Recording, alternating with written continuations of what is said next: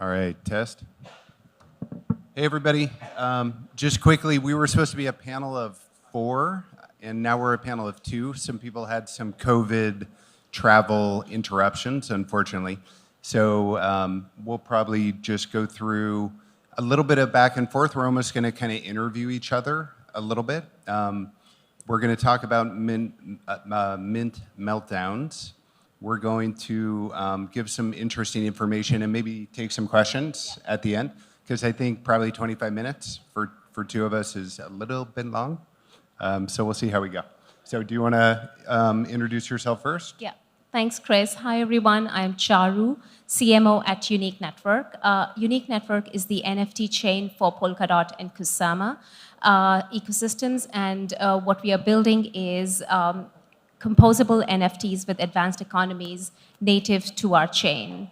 So we'll talk more about what we do as we go along, but over to you, Chris. And I'm Chris Hart. So despite what you might have heard in the room a few minutes ago, I am the CEO of Civic. Vinny Lingham is our chairman of the board, former CEO. And I work primarily with identity and on-chain credentialing. We're really interested in Web3 as it pertains to the identity layer. And we think a lot about what is a new construct of identity in the Web3 world, which is a wallet. But a wallet is a very finite sort of vehicle to think of as an identity. And instead, we kind of broaden that out to think about, well, what is the identity that you can actually have on chain, still have relationships with things like dApps, still have smart contracts able to utilize your identity, but be able to bridge across chain, across wallet. So we're really interested in that identity layer, and we work a lot with NFTs. We work with, for example, Metaplex, which is a Solana NFT minting platform. We work with Snow Crash, which is co-founded by Jesse Dillon. He's giving a speech right now, Bob Dylan's son. We also work with DeFi platforms. So we work on things like identity verification, and you heard our chief product officer talk a little while ago on a previous panel. We really think about these issues of like, what's the right way to tune identity? Because sometimes you don't want to be revealed. Sometimes you want to be anonymous. Sometimes you want to be pseudo-anonymous. Sometimes you want to share your identity. So we're really thinking about those issues at Civic. And there's a really good reason this applies to Mint. And Charu's going to give some stats that I think will be really interesting. Yeah, I mean, over the last 2 years, we've seen NFTs emerge as these multi-billion-dollar asset classes, and these the NFT drops and sales that we've seen, they're usually first come, first serve basis, and they trigger gas wars because everyone's in a rush to mint in a very short time period. I'd like to highlight 2 examples into the metaverse, which is a collaboration between Adidas, Chimani, BAYC. 35,000 wallets attempted, almost 39,000 mints, and 59% transactions failed. In this process, 680 ETH worth of gas was wasted, which was $2.6 million at that point in time, and over 300 NFTs were minted by one bot. So, and the other one, which is a bigger example, Other Side, an initiative by Bored Ape Yacht Club, they dropped 55,000 NFTs at a flat price of 305 ape coins. It almost became a land grab for the rich, where people spent 1.3 to 1.9 ETH per mint, which was an average of $3,500 to $5,500 that time. And didn't get the NFT sometimes. Yeah, and there were failed transactions. In total, $177 million worth was used up in gas fee. So, I mean, from a business and social tokens point of view, the business logic is spot on.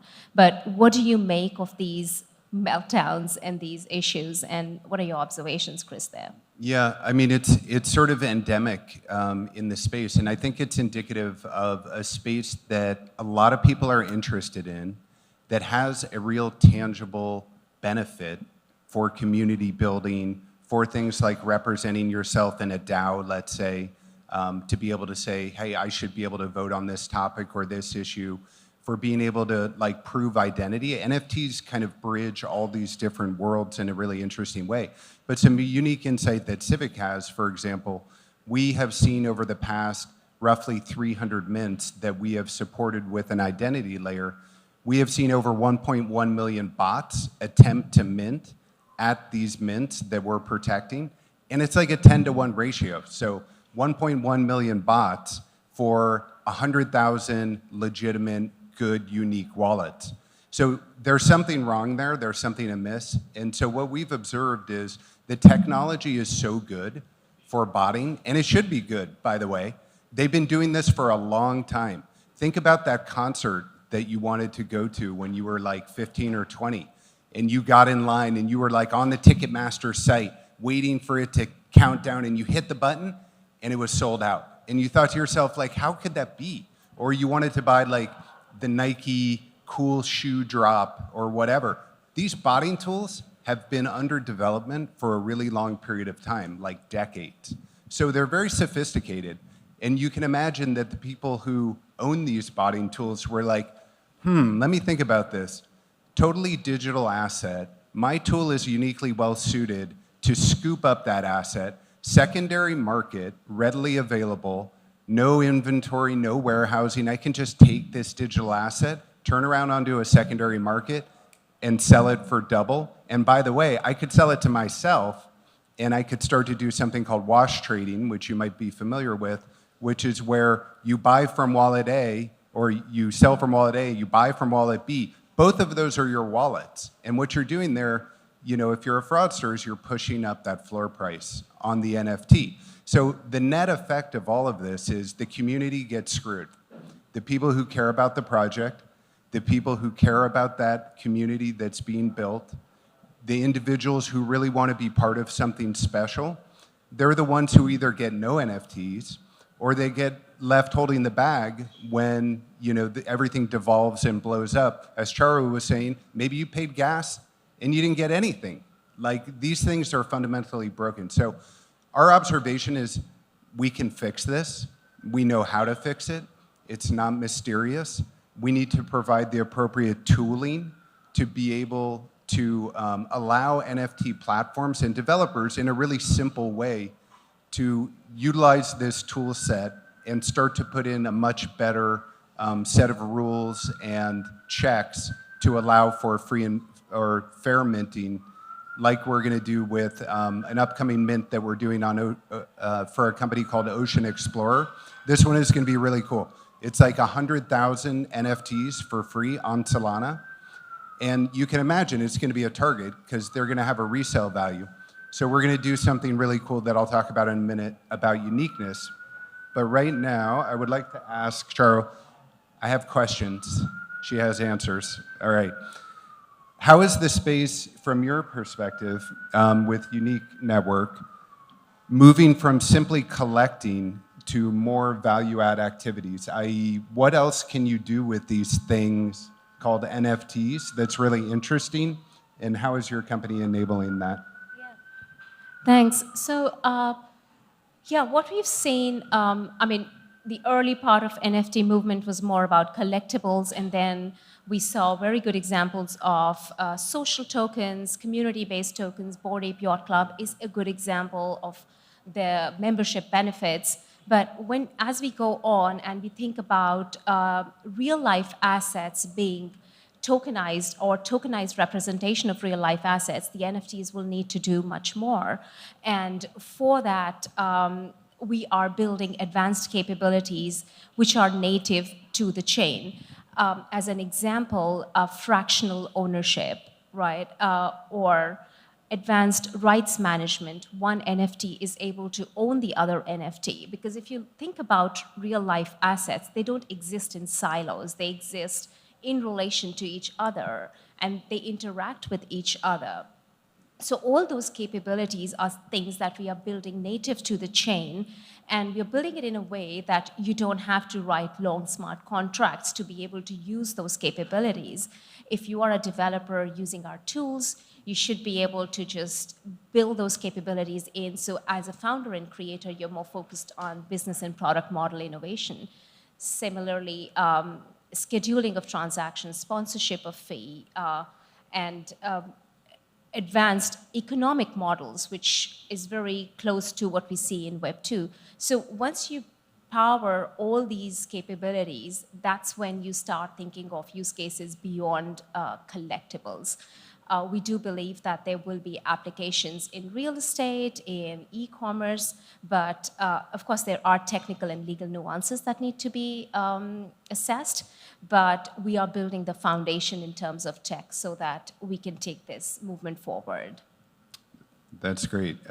It kind of, as you were talking, I was kind of thinking about these tools that we're creating that are extensions of NFTs are really going to be an interesting way for the next generation of adopters of NFTs, because JPEGs and PFPs and being able to collect and be part of a community, while interesting, I think it's just the tip of the iceberg. There's a lot more that can be done with NFTs, and part of it is being, able to vote first in a DAO, but what about then being able to vote in your county election, in your federal election? What if you had a unique identity that could be traced back to an immutable on-chain credential that could then be available to you to use in a variety of different contexts?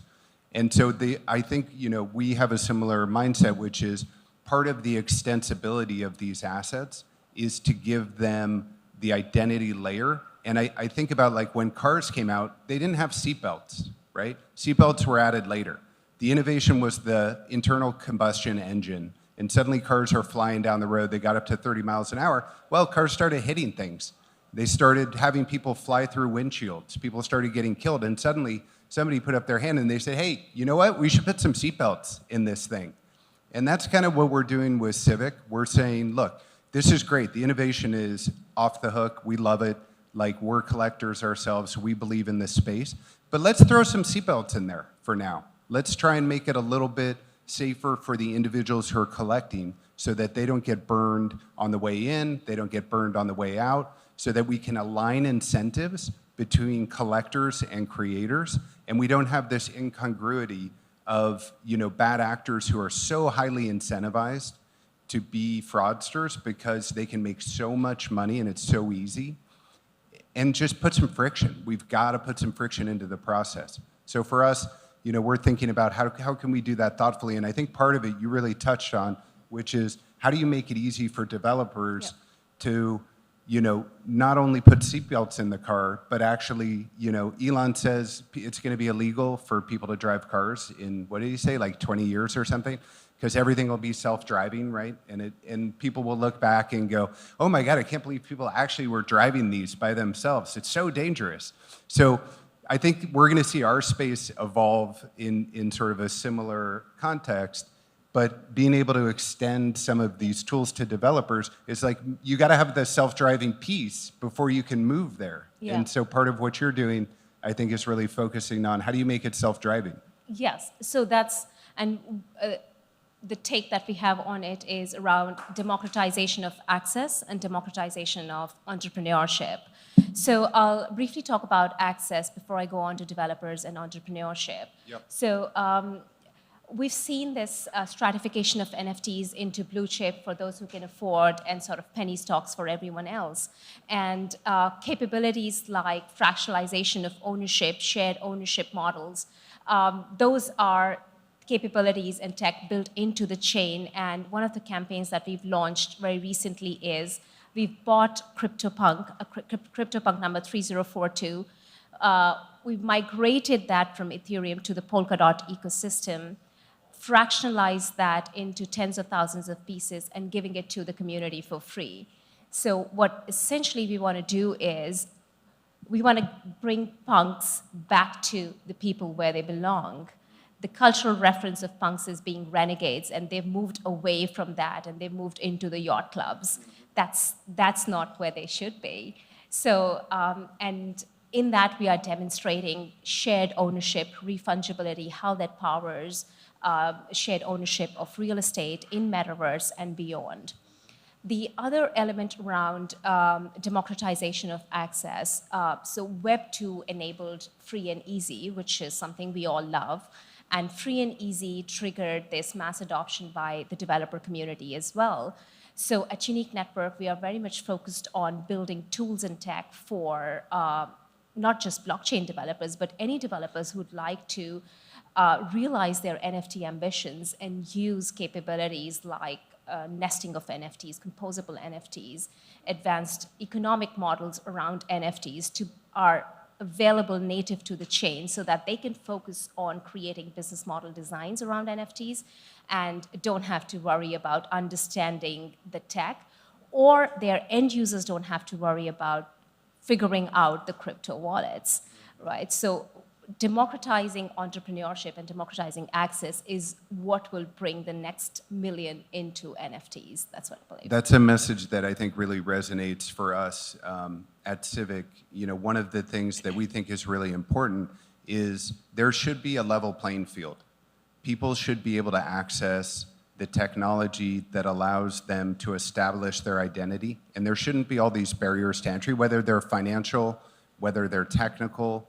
You know, being able to have an identity that you own, I think as somebody who grew up in America, you know, I have a view that that's just something that happens. And I think the reality is we have to understand we're trying to address a global population, and we need to understand that some of the things that maybe we take for granted, or speaking for myself and as American, might take for granted is actually not the case in other places around the world. So being able to establish I am me, I am who I say I am, and I can do so immutably is actually really, really important. And so, you know, I'll just finish on kind of like how are we trying to address the problem, and then perhaps you want to add something at the end, and then we could take some questions here. But the way we think about it, there's sort of two sides to the coin. One is helping individuals establish identity. And what do we mean when we say identity? Well, it could be anything on a spectrum. From I'm not a robot, maybe I did a CAPTCHA, or maybe I did a liveness detection. There's different ways to do it. You could slide the puzzle piece. There's all this different ways in technology. I'm sure you're very familiar with it. Those things can be a little irritating, but they actually have a purpose. We actually will look at things like, are people using VPNs? Where are they? We can do document verification on authenticity of the document. We can compare pictures, you know, that you take on your phone to a picture of the document. I'm sure you're very familiar with this. And one of the things that we're introducing actually at this conference that we're pretty excited about is called uniqueness. So Civic's uniqueness pass, we think is going to be pretty transformational for the NFT space. Civic's uniqueness pass basically says, once you have established a mathematical representation of your face, not your picture, we don't store pictures and things like that, it's a topographical and mathematical model. Once you've established that, you now have that linked right now to a wallet, but ultimately to a DID. And so a distributed identity, we believe, becomes a superset above wallets. So you have a Phantom wallet. Everybody in this room, I'm sure, has a Phantom wallet, a MetaMask wallet. You probably have a dozen of each. You might have ledgers, maybe you've got treasures. You've got a whole bunch of wallets, right? So ultimately knitting those things together and then being able to share slices of your identity, either pseudo-anonymously, anonymously, or fully doxed, that's really important. And until we crack that, identity is really not going to be ready for Web3. And at Civic, we're working on cracking that. You can check it out. It's called civic.me. It just launched the other day. You can connect your wallet, your Phantom wallet, your MetaMask wallet today. More chains and more support coming. So that's on the one side, is like, I've established my identity. Now what do I do with it? How do I use it? What am I going to do with this thing? You know, it's great that I have an identity on chain. And that's where the consumption side comes in. So we have a free-to-use product for businesses called Civic Pass. And in fact, there's going to be rev share for businesses who work with us starting next month. And developers can just pick up and implement Civic Pass on their platform. And that gives them an identity layer that they don't have to build by themselves. Because guess what? It's hard. We've been doing it for 7 years, and it's taken a lot of blood, sweat, and tears to get to the point where we are. And being able to give that to the community and say, look, here's a thing that's fit for purpose. It's ready to use. You can just pick it up and plug it into your project. That's our contribution to the community. We think it's really important. We believe in this space and want to see it flourish. Great. Thanks, Chris. And I'd like to highlight from Unique Network that please do participate in our Punks for People campaign. It's you can go to unique.network/punk and claim your fraction of CryptoPunk for free. This is just a start of us building an equitable Web3. We can start with claiming a fraction, and then we'll have other advanced capabilities being demonstrated right in your wallet around bundling of NFTs and then nesting of NFTs along with fungible tokens as well. So it is a journey that we all want you to participate in. Excellent. And just as a sweetener for everybody, we are giving away passes to an SMB party here. So that's Solana Monkey Business on the 22nd. If you go to civic.me, you can try out our uniqueness pass that I just talked about, and you can register for the Solana Monkey Business party. And we're also doing uniqueness pass for the 100,000 Ocean Explorer NFT giveaway that's coming up next month. So with that, we will take any questions if there are any.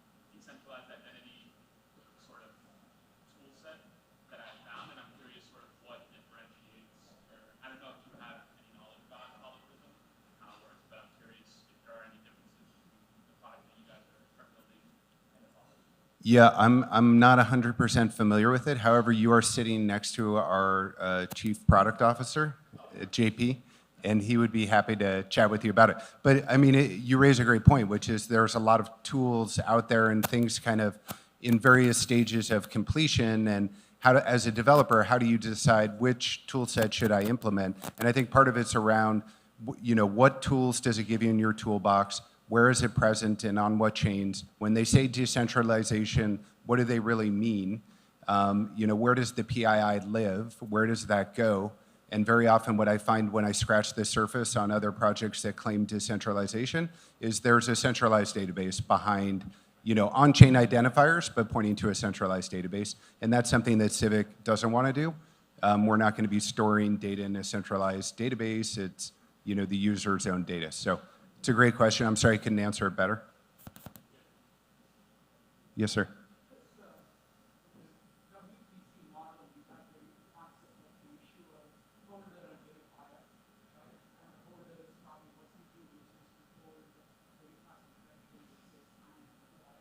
Right. Yeah, so the question was, with W3C, where does the on-chain component come in? And I see we have 1 minute left, so I'll try and get through what I can here, but I'm happy to chat with you afterwards. So basically, we're creating a credential on-chain. We're using Solana. We are complying with the W3C standards. That DID credential is on the Solana chain and can be referenced via Oracle by other chains, and then it's associated with a wallet. So the wallet is the users, the credential is on chain, the PII is stored either on their own data store or decentralized.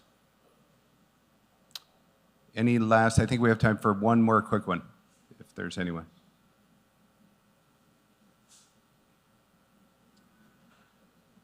All right, seeing none, thank you very much for your time. Thank you everyone for your time.